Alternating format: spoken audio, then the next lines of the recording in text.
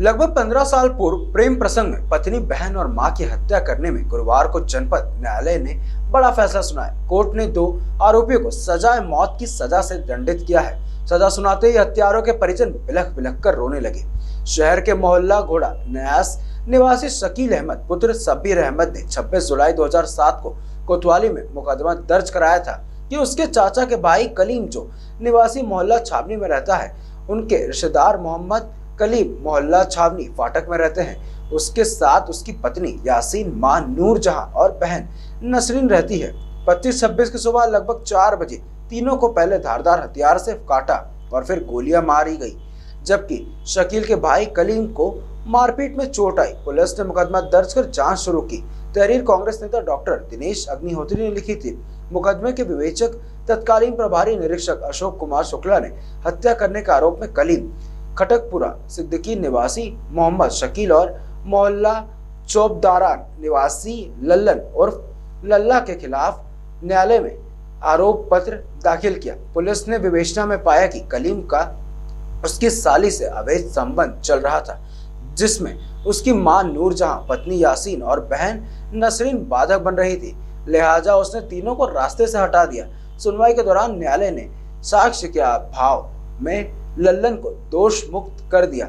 इसके साथ ही कादिर और मोहम्मद कलीम को तिहरे हत्याकांड का दोषी पाया, जिसमें न्यायालय ने दोनों हत्यारों को फांसी की सजा के साथ 50-50 हजार अर्थ दंड की सजा से दंडित भी किया है। दोनों अभियुक्तों को फांसी की सजा सुनाए जाते ही बाहर खड़े उनके परिजन बिलखने लगे। विनय यादव की रिपोर्ट। क्या नाम है आपका? हरनाथ सिंह और अपर जिला यहाँ पर जो भी 2 लोगों को आजीवन मतलब जब फांसी की सजा सुनाई गई है, तो क्या मामला था और क्या पूरा प्रकरण था इसमें? ये जो अभियुक्त कलीम और शकील कलीम के घर पे उसकी पत्नी, उसकी माँ, उसकी बहन की हत्या होती है।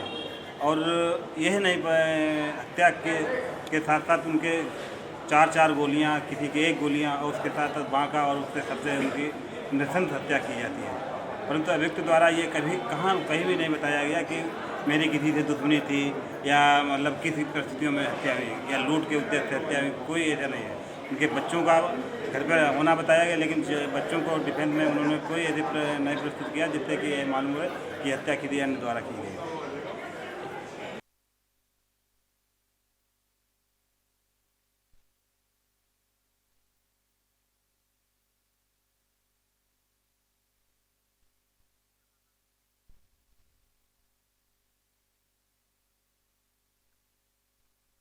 इसमें मुख्य अभियुक्त जो है कलीम, इसके द्वारा अपनी साली के अवैध संबंधों में बाधक होने के कारण अपनी पत्नी, बहन और मां की निर्मम तरीके से हत्या की गई।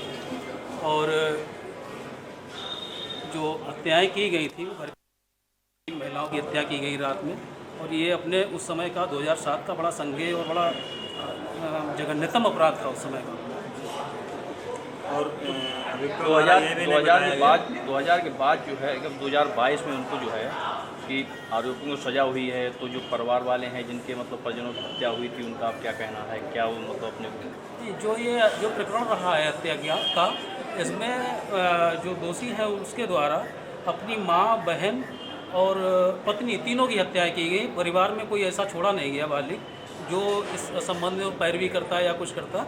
इसके अतिरिक्त बच्चे थे छोटे छोटे, इनको अन्य लोग पाल रहे थे। इनके इस तरीके से हत्या हुई 2007 की।